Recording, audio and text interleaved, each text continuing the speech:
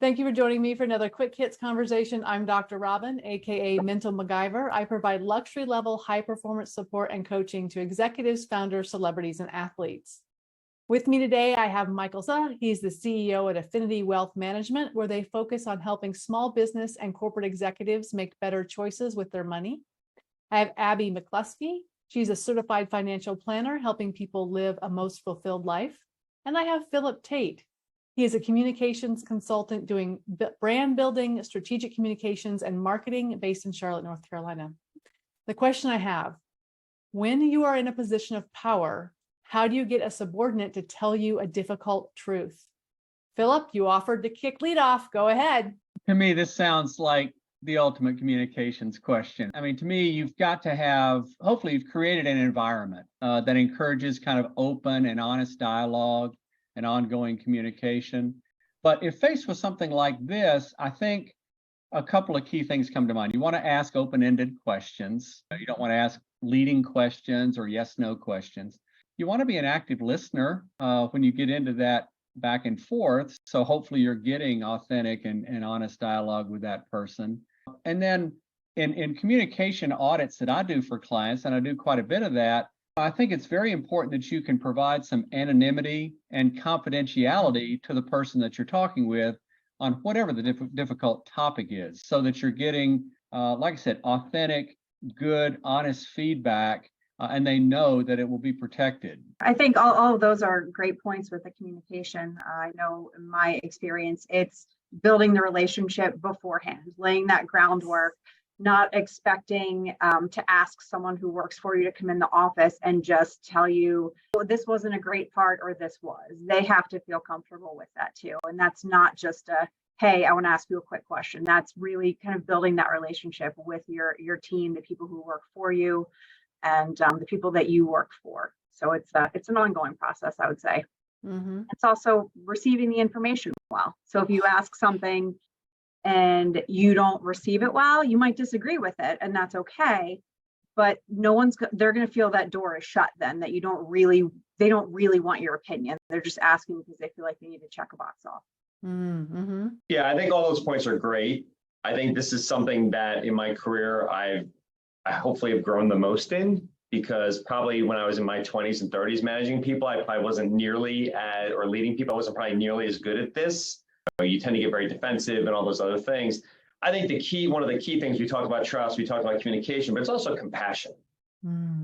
I think that when you build these relationships, the person who's in charge, if you don't care about the people below you, they might not be as honest with you because they're a fear of repercussions. So you have to be able to take it, you have to be able to give it, but it has to be from a place where people know that you care. So the hope is that if you're compassionate with giving feedback, going to your subordinates, the subordinates care about you enough to give you the feedback kind of coming back to you. It sounds like we're talking about creating psychological safety beforehand. Like you have to have that foundation in existence before it's going to happen.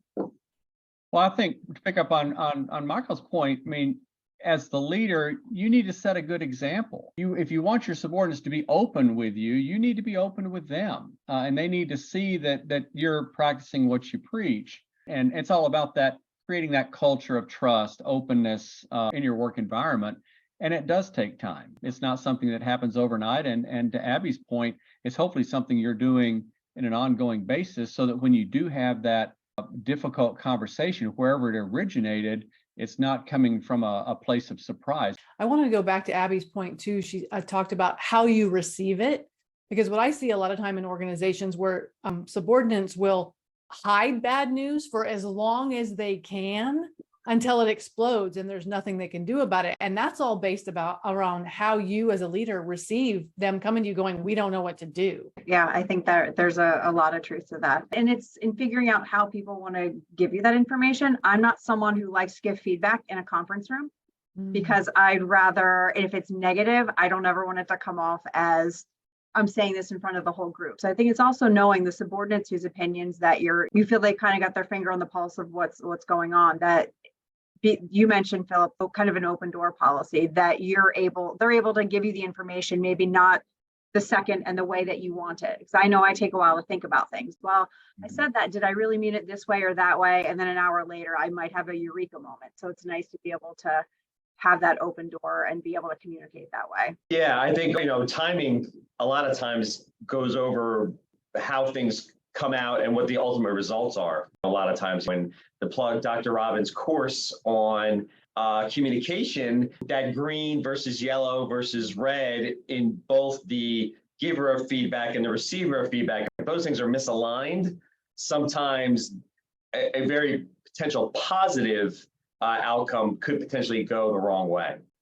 Oh, that's a good point. So, and I think as a leader, it's your responsibility to put yourself in a position. If you have a subordinate coming to you, trying to talk to you about a difficult thing, you need to be the grown up and manage your emotions to kind of help them do that as effectively as possible. Well, I think one of the things we've talked around it here, thank them for their honesty. I mean, especially if the news is bad, you want to be sure to thank them as a subordinate or someone down the organizational chart for coming to you. Show them you appreciate their honesty and their bravery in some cases, and that you really do value their input.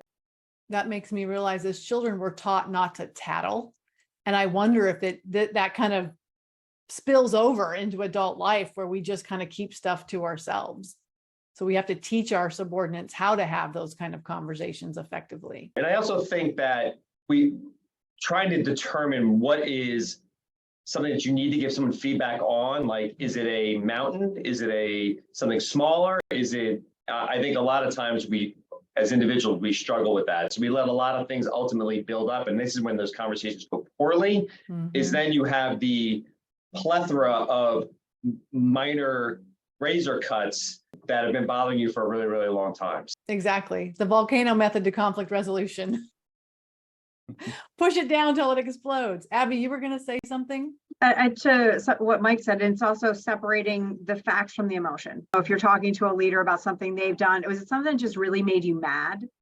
Or is there some truth to it and how things should go moving forward? And it's not always easy to separate those in the heat of the moment.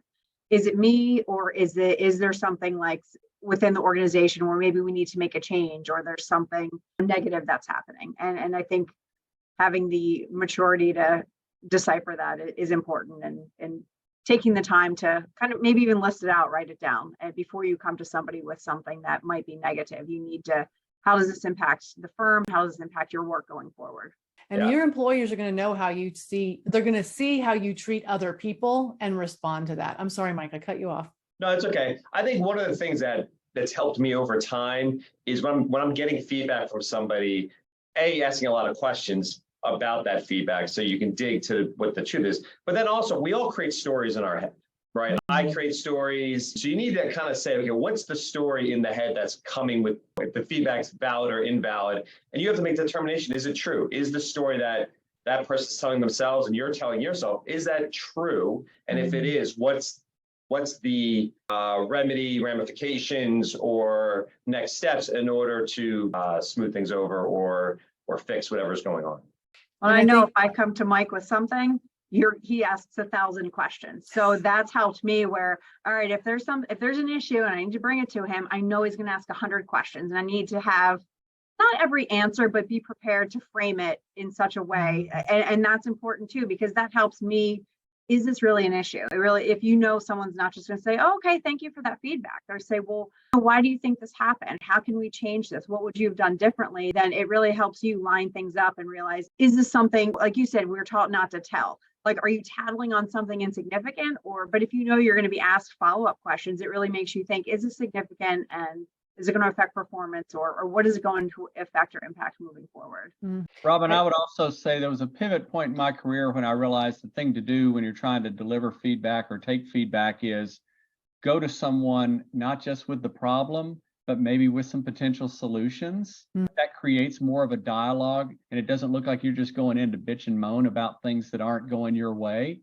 To kind of sum it up, be a good listener, ask those open-ended questions like Michael does, and then hopefully you're setting a good example. And I think as leaders, we need to be aware that we might be seen as intimidating, and we are responsible for making sure that our employees or the subordinates we have are able to come to us. And that's our job as leaders to be aware of that. So thank you so much for having this conversation with me. And I look forward to speaking to each of you again very soon.